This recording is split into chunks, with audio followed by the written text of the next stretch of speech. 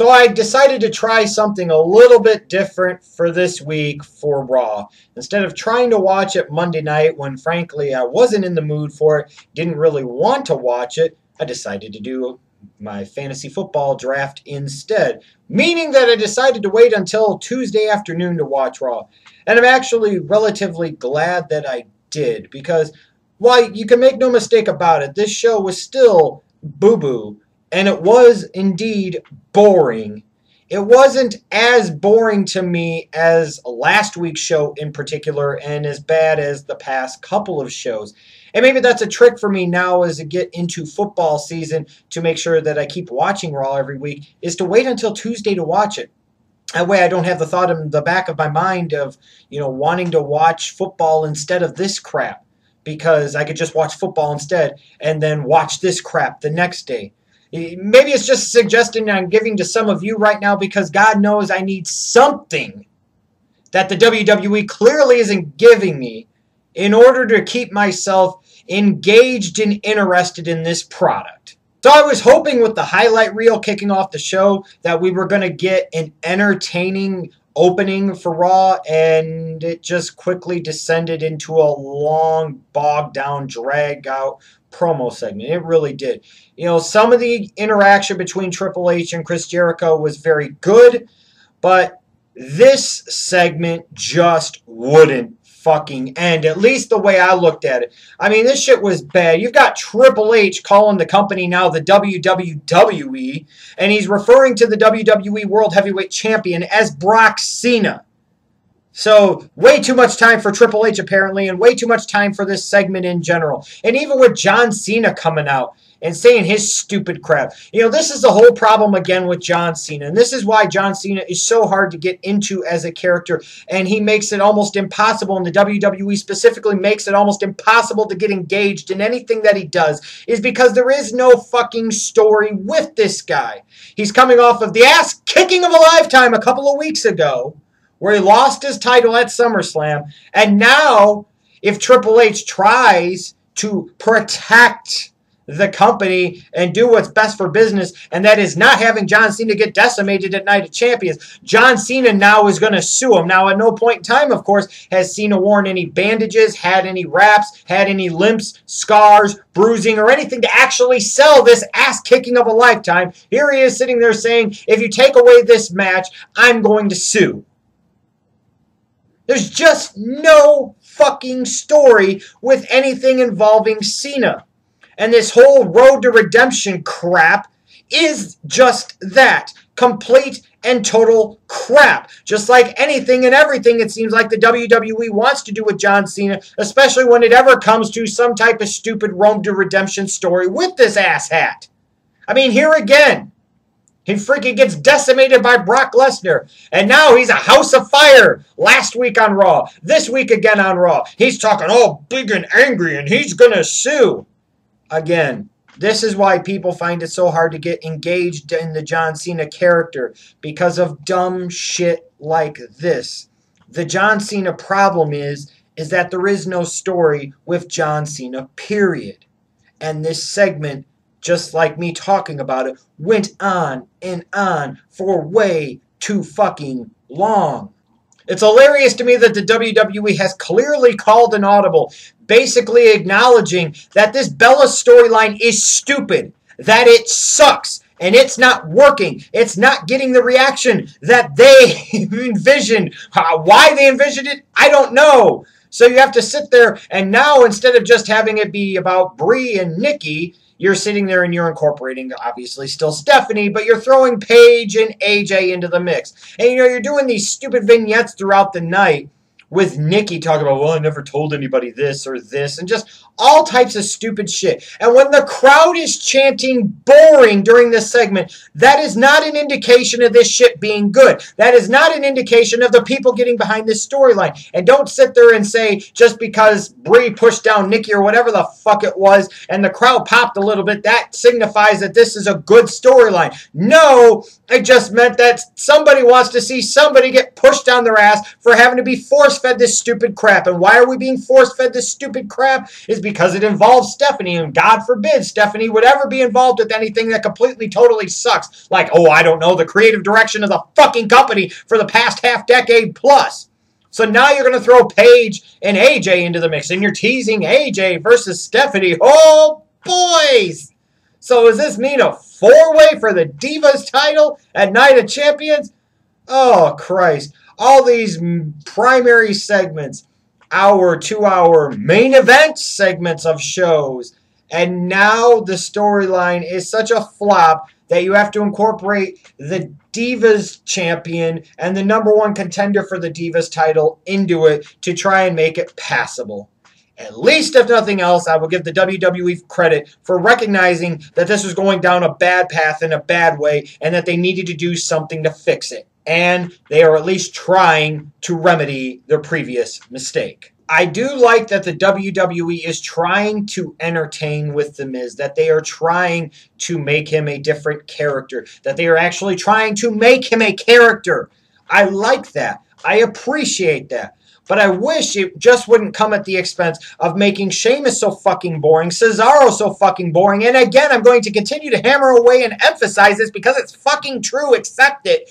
Dolph Ziggler fucking boring. How could you take Dolph Ziggler, Sheamus, and Cesaro and make them boring as bricks? Seriously. They are boring as fucking bricks. Because of what the WWE does. Because of what the WWE does in the way that they present him. In the fact that in order to advance any type of rivalry, it's always some type of match-related bullshit. Oh, Dolph Ziggler. Tell me, what's Dolph Ziggler's fucking character? Guess what? He doesn't fucking have one. What's Cesaro's gimmick? What's his shtick? What's his character? Oh, they didn't fucking care. They had to ruin him by throwing him with Paul Heyman. They don't give a shit. What's Sheamus' whole deal at this point? Frankly, you don't know either. How could you take three talented guys like Sheamus, Cesaro, and Ziggler and make them, again, boring as fucking bricks? As I'm sitting there and watching this tag match, the one thing that is standing out to me is how much more entertaining The Miz is to me and how he is being presented as the only one that is really worth giving a shit about out of any of these four guys involved in this fucking match, and that's period. Shame on the fucking WWE. More of the same old bullshit. It's kind of sad for Rowan and Harper that they're now being used as plot devices for stuff involving the Big Show and Mark Henry. Yeah. Typical WWE for you. I will say this. I do like what they're doing here with Mark Henry and Rusev. You know, this to me is a big step up from Jack Swagger, that's for damn sure. You're also setting the table for after Mark Henry, a Big Show can feud with Rusev. Basically, you're almost ensuring to me that Rusev will have programming, he will have booking throughout the end of 2014, heading into the early portion of 2015. This is good. You know, and I don't have a problem with this. Rusev coming in and fucking up Mark Henry with that kick. And then Mark Henry coming out later in the night after he squashes Ryder for the umpteenth dozen fucking time because Ryder's had enough. And frankly, Zach, we're with you because we've had a fucking enough too. Keep tweeting that negative bullshit. Don't sit there and puss out to the WWE like so many of your other punk-ass bitch compatriots do. Seriously. But again, I do like how they're setting up Mark Henry versus Rusev. Should set up a nice powerhouse match, I'd assume, again, at Night of Champions. You would think that they would actually, with a couple of weeks ago, you know, really be starting to announce these matches for Night of Champions, and they just don't really seem to want to do that at this point. One thing that did entertain me is you got Swagger versus Curtis Axel. No, it was nothing to do with that. It's Bo Dallas having these people up on the ramp. Talking about how they let him, how he let all these people down and let the rest of the country down. The one thing, again, that would make this work so much better to me is if Bo Dallas was still undefeated in one-on-one singles matches, because he could sit there and say to Jack Swagger, you let down your people, you let down our country, where I don't know anything about that because I believe, and I believe that I am undefeated. I do not know the taste of defeat, only victory, and it seems like you only know the bittersweet taste of defeat and no victory. I mean, god damn it, that would help out so much. But the dynamics here between Bo Dallas and Jack Swagger, this shit's good. And what they were doing with Bo Dallas, it was good. It was one of those non-sucky, boring things on this show. I enjoyed it. I was laughing the whole fucking time. Last week, I begrudged the WWE tremendously for what I felt was a complete and total lack of effort in the show, and I thought it was one of the most boring Raws I had seen in a long time. Now, this week, the show wasn't as bad, it wasn't as boring, but it was still bad, and it was still boring. And I still get the sense that the WWE really isn't putting forth much effort, and if they are, they really need to reevaluate the effort that they're putting out, maybe work smarter versus harder, because this is some outright, flat out bullshit, period. I mean, I don't understand how anybody in the WWE right now can honestly sit there and say that this product is good. I can't see how anybody in the WWE could actually try to spin this crap as being anything other than crap. Because flat out, it's coming across as crap. Like even Paul Heyman. The only good thing about his appearance on the show was that it was short. But that shit's going to get old in a big fucking hurry. It's the same old shit with Cena. You're doing your best to take guys like Sheamus, Cesaro, and Ziggler and make them the most uninteresting, bland-ass performers that you possibly can. You're doing stupid shit like having Heath Slater feud with the fucking man in a bunny suit. I mean, you've got a Divas feud between the Bellas that is so bad that the people are rebelling against so much that you're sitting there and having to throw Paige and AJ Lee into the mix to try and save it and save face. You've got your announcers trying to sit there and spin this bullshit propaganda like Lawler always fucking does now, and it's pathetic and sad to see. When the crowd is chanting for Seth Rollins, he's trying to spin it and say, no, they're chanting for Rollins because they want to see him get his ass kicked by Roman Reigns, basically, even though they were, again, in Rollins' home state of Iowa, even though it's on the other side of the state from Davenport compared to where they were in Des Moines. Anyways, point being, shit is getting old. And now football season is coming up. WWE, please, for the love of God, accept the fact that your shit sucks right now. You should be ashamed of yourself. I mean, it is literally like you are not even trying. I could forgive a lot of things if it at least felt like you were trying to entertain us. But it doesn't even seem like you're trying to entertain anybody at this point in time.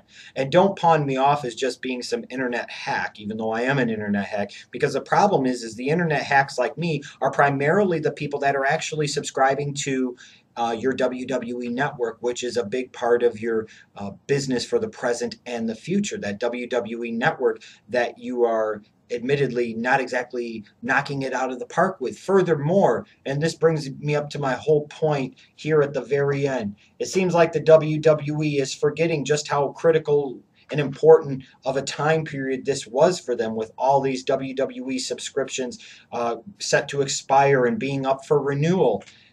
And this is what you're giving people? This is sad. And you know what else is sad? Is that my subscription is about to end, and I don't think I've received one single correspondence from the WWE reminding me of that fact or asking me to resubscribe. This is the type of bullshit that the WWE represents to me today.